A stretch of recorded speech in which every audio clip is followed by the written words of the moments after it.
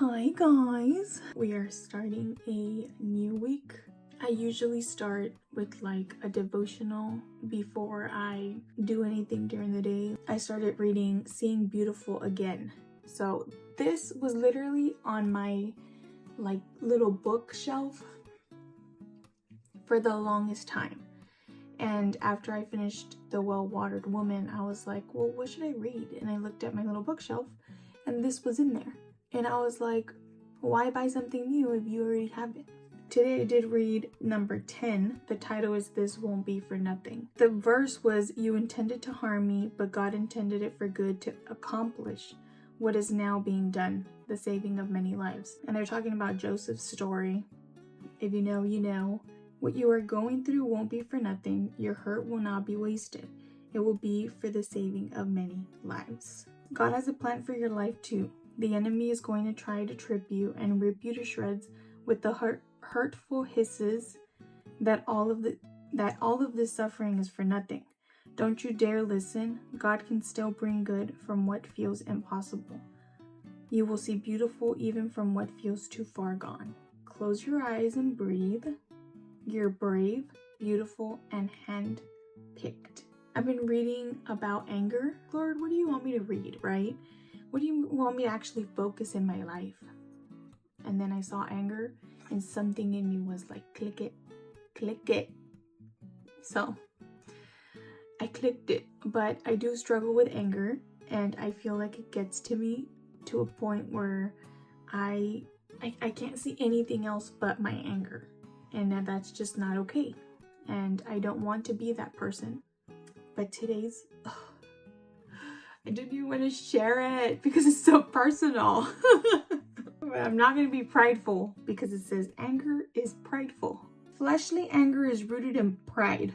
Our pride blinds us to seeing that other person's opinion or actions might be as good as or even better than ours. That's like hitting me right in my soul. When we stay humble, it will be much harder for us to get angry. Let's just take a moment to like just sink that in.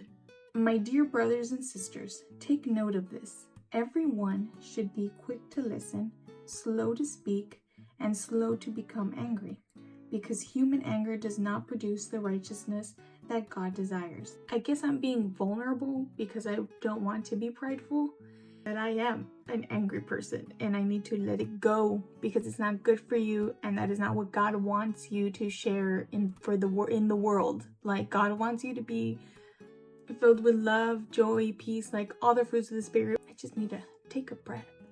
Like, if somebody is pissing me off, that doesn't give me a right to be upset. You make your own decisions. You have to realize that even if somebody is messing with you or if somebody's pissing you off, that doesn't mean that you should be pissed off. God's way of thinking, which is, I'm not going to be angry and I'm not going to be spiteful and I'm not going to verbally lash out because it's not the right way to do things. First thing is to admit you have a problem. So hi, I'm Yahida and I am a bit of a rageaholic. I don't like the saying that, says like stay quiet until it's done or stay quiet until like your goals are accomplished or something like that. Surround yourself with people who want you to succeed and who want the best for you. And you know who those people are. Now, if somebody comes to you and tells you, you can't do that or you're dumb for doing this, then maybe those are not your people. Or maybe we just need to give them grace because maybe they're going through something. Even if we ask God, why am I supposed to be helping this person if they're rude to me or if they suck? But at the end of the day, He knows what's best. And if we are the only person who gives those people love and grace, hey, maybe you're called to do that. So summary, you're beautifully made and God has chosen you to go out there and spread love and joy with everybody and also take care of your rage. Well, maybe that's what He's telling me, but hey, maybe He's telling you too. Don't be lying. Don't be lying if you're a rageaholic like me. I will sit here and talk about life and you're like, ma'am, can you please hurry up? and get into the workouts because you're being annoying. So yeah, that is how our week is starting off. Hold me closer, hold me fast. This magic spell you cast. This is La Vie en Roses.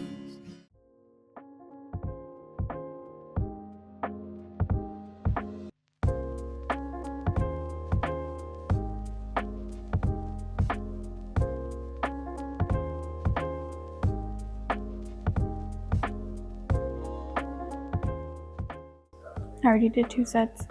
This is my 3rd set. With 10 pounds, I did 10 reps, right? So now that I'm doing 15, I'm going down to 8 reps because I can't do those 2 more.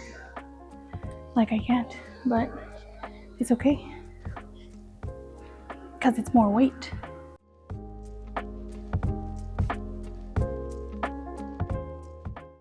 My arms are burning. They're burning up for you, baby.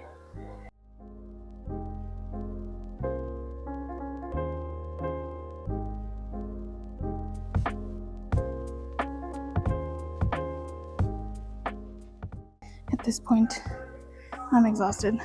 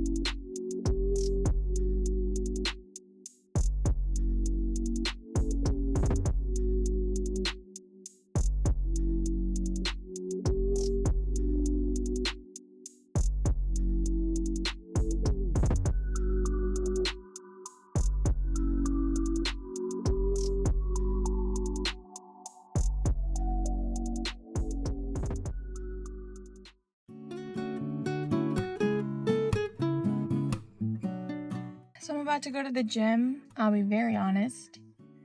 I cried a lot today. Felt very sad. Grief comes in a lot of different ways in different times. You could be doing something that you love to do and then something happens or you remember something and you just break down, and that is okay. It's okay to break down. It's okay to not know why you're feeling a certain way. It's 5:46 right now. And the old me would have just stayed there and cried and just let it take over.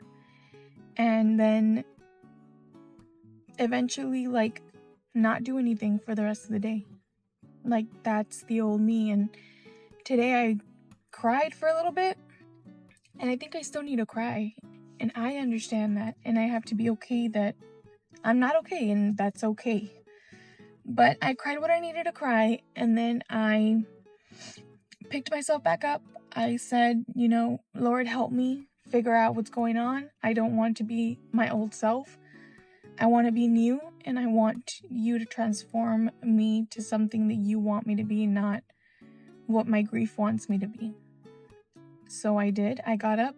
I took my pre-workout. I don't feel 100%. Am I going to cry at the gym? Probably. Am I going to give it the best that I can at the gym? Of course I am, because that's what God wants me to do. I've been talking about emotions and anger. I did not see grief coming. So now that it's here, I'm going to do the same thing that I would with anger. I'm not going to let it consume everything that's going on around me. It shouldn't consume what you do. It should be something you feel, and it should be something that God gave us feelings for a reason. but he didn't give us feelings to overpower what we should be doing for his glory. I'm gonna tell you, this is how I've been feeling today, because I know that there's people out there that literally have felt the same thing and are feeling the same thing. And just because you're feeling it, that doesn't mean that it should overpower everything that you do. Learn to control your grief, learn to control your anger, learn to control your sadness, learn to control even your joy. And I'm not gonna let them run my life, because that's not what our purpose is about. So I'm gonna go to the gym, and you're gonna come with me, and we're gonna work out, and we're gonna have a good afternoon, because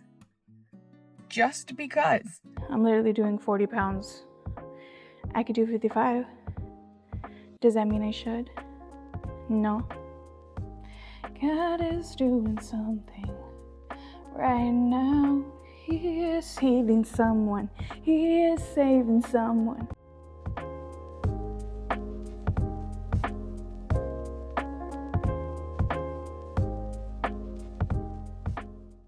Bro, I'm literally swinging these. If they were hard, I wouldn't be able to do that. So grab some tens. I honestly think there's like no AC in here. I'm sweating and I'm doing upper body.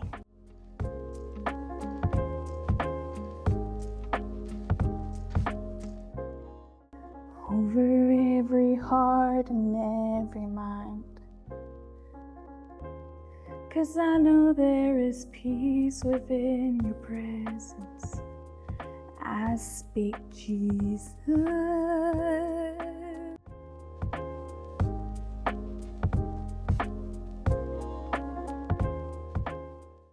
I don't think there's any AC.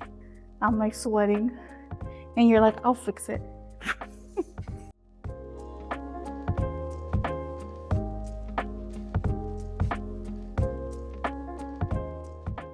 You went to go talk to them and he fixed it. It turned off? Like fully? Yeah. I was having a bad day. I know. And then I came in here and I was still having a bad day. And then I started listening to worship music. And I feel better.